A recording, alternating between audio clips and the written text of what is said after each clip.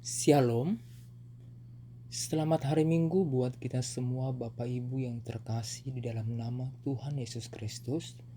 Sungguh luar biasa kebaikan Tuhan, Tuhan memberkati kita hingga Tuhan mempertemukan kita dalam persekutuan di minggu ini. Bapak Ibu yang terkasih, sebelum kita mendengarkan firman Tuhan, kita bersatu di dalam doa. Tuhan Allah yang penuh kasih, kami mengucap syukur karena pada hari ini kami boleh datang ke hadirat-Mu. Kami rindu mendengar firman-Mu yang hidup dan berkuasa, yang menegur, menguatkan, dan menuntun langkah hidup kami. Bukalah Tuhan hati dan pikiran kami, agar kami tidak hanya mendengar dengan telinga, tetapi juga mengerti dengan hati dan melakukannya dalam kehidupan sehari-hari.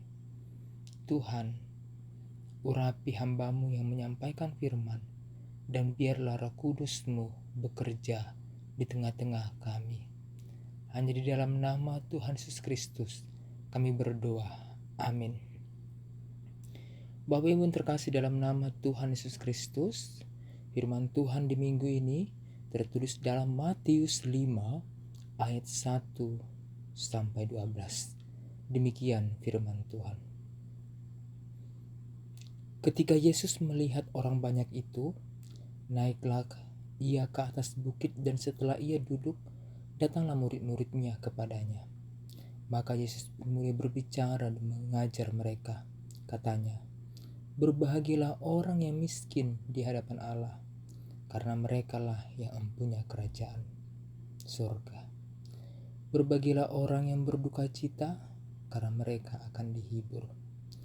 Berbahagialah orang yang lemah lembut, karena mereka akan memiliki bumi. Berbahagialah orang yang lapar dan haus akan kebenaran, karena mereka akan dipuaskan. Berbahagialah orang yang murah hatinya, karena mereka akan beroleh kemurahan. Berbahagialah orang yang suci hatinya, karena mereka akan melihat Allah.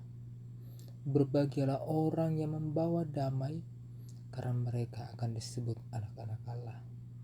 Berbahagialah orang yang dianiaya oleh sebab kebenaran, karena merekalah yang mempunyai kerajaan surga. Berbahagialah kamu jikalau karena aku kamu dicela dan dianiaya, dan kepadamu difitnahkan segala yang jahat. Berbahagialah dan bergembiralah, karena upahmu besar di surga, sebab demikian juga telah dianiayanya nabi-nabi yang sebelum kamu." Amin. Bapak Ibu, sungguh luar biasa firman Tuhan di minggu ini yang bertemakan hidup berbahagia di dalam Tuhan. Hidup berbahagia dalam Tuhan. Jemaat yang dikasihi Tuhan, setiap orang di dunia ini pasti ingin hidup bahagia.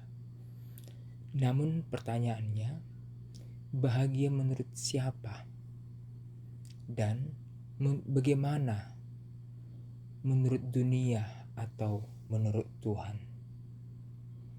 Dunia berkata-kata bahagia itu jika kita punya harta, jabatan, kesehatan, dan hidup tanpa masalah. Tapi Yesus hari ini mengajarkan sesuatu yang sangat berbeda.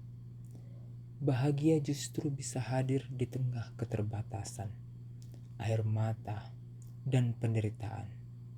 Inilah yang kita kenal sebagai ucapan bahagia. Kita ketahui Bapak Ibu, dalam Matius 5 ayat 1 sampai 12 adalah bagian dari khotbah di bukit. Yesus menyampaikannya di awal pelayanannya. Yesus naik ke bukit dan tanda otoritas dan pengajaran ilahi. Murid-murid dan orang banyak berkumpul, dan juga yang hadir kebanyakan orang sederhana, orang miskin, sakit, tertindas, lapar, bahkan juga dalam ketidakadilan. Dalam situasi seperti ini, Yesus tidak menjanjikan hidup mudah, tapi menawarkan hidup yang berbahagia di dalam Allah.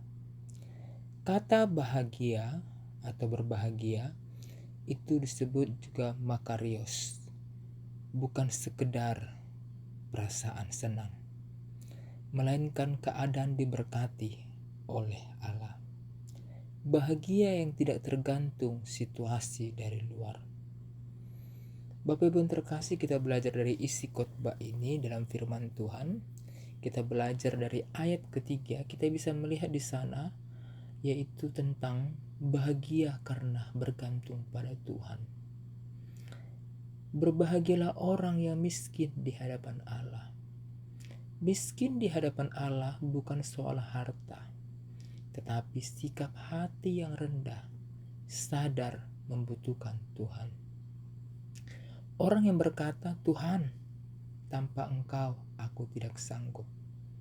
Ya, sehingga Bapak Ibu, kebahagiaan sejati dimulai saat kita berhenti mengandalkan diri sendiri.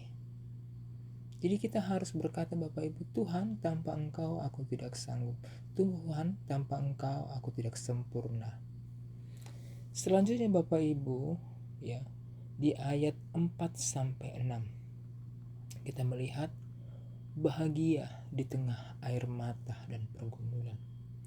Berbahagialah orang yang berduka cita, berbahagialah orang yang lemah lembut, berbahagialah orang yang lapar dan haus akan kebenaran. Yesus tidak meniadakan penderitaan, tetapi menjanjikan penghiburan, pemulihan, dan kepuasan hati. Sehingga Bapak Ibu kita lihat, tangisan bukan tanda iman lemah, pergumulan bukan tanda Tuhan jauh. Tuhan hadir justru di tengah air mata umatnya. Amin Bapak Ibu. Amin. Selanjutnya Bapak Ibu, yang ketiga adalah kita bisa melihat di ayat yang ke-7-9 bahwasanya bahagia saat hidup mencerminkan hati. Bapak Ibu yang terkasih, ketika kita memiliki beban masalah dalam hidup kita, mampukah kita untuk murah hati, suci hati, pembawa damai? Inilah tanda orang yang hidup dengan Tuhan. Mudah mengampuni, tulus dalam hidup, membawa damai, bukan konflik. Karena Yesus berkata, mereka ini adalah anak-anak Allah. Amin Bapak Ibu.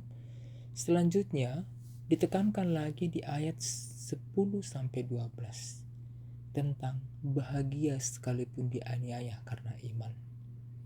Wah, Bapak Ibu yang terkasih, ini adalah yang terakhir, yang paling pahit. Ini adalah bagian yang paling sulit. Yesus berkata, berbahagialah kamu jikalau karena aku kamu dicela dan dianiaya. Artinya Bapak Ibu, kesetiaan kepada Tuhan tidak selalu populer, tetapi upahnya besar di surga. Tuhan melihat kesetiaan yang tersembunyi. Tidak ada penderitaan yang sia-sia di dalam Tuhan. Maka Bapak Ibu, firman Tuhan berkata, bahagia sekalipun dianiaya karena iman. Amin Bapak Ibu, kita harus mampu melakukan hal itu Bapak Ibu. Karena ada sebuah ilustrasi, seorang anak kecil bertanya kepada ayahnya, Ayah, kenapa orang-orang percaya Tuhan masih bisa sedih? Jawab ayahnya, karena kebahagiaan orang percaya bukan seperti lampu hias, tapi seperti akar pohon. Meski di luar badai datang, akarnya tetap kuat dan memberi kehidupan.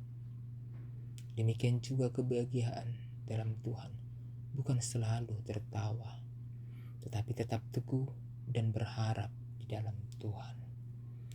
Amin Bapak Ibu. Sehingga Bapak Ibu, apa yang harus kita pelajari dalam minggu ini adalah belajar rendah hati dan bergantung pada Tuhan dalam doa. Selanjutnya, tidak lari dari pergumulan, tetapi membawanya kepada Tuhan. Selanjutnya, menjadi pribadi yang murah hati dan membawa damai. Selanjutnya, tetap setia meski iman tidak selalu dihargai. Dan yang terakhir, mengukur kebahagiaan bukan dari keadaan, tetapi dari kehadirat Tuhan. Bapak Ibu yang terkasih dalam Tuhan, hidup berbahagia dalam Tuhan bukan berarti hidup tanpa masalah, tetapi hidup dengan Tuhan yang sertai untuk dalam kesetiaan. Yesus mengajarkan bahagia bukan soal apa yang kita miliki, tetapi siapa yang kita miliki, yaitu Tuhan sendiri. Kiranya kita memiliki hidup untuk memilih hidup dalam nilai kerajaan Allah, dengan mengalami kebahagiaan sejati di dalam Tuhan. Amin. Kita bersatu dalam doa. Bapa kami di surga, Bapa yang kami kenal melalui Tuhan Yesus, terima kasih atas firman-Mu hari ini. Kami rindu hidup berbahagia bukan menurut dunia, tetapi menurut kehendak-Mu. Ajarlah kami rendah hati, setia, dan tetap berharap, meskipun kami menghadapi pergumulan dalam hidup.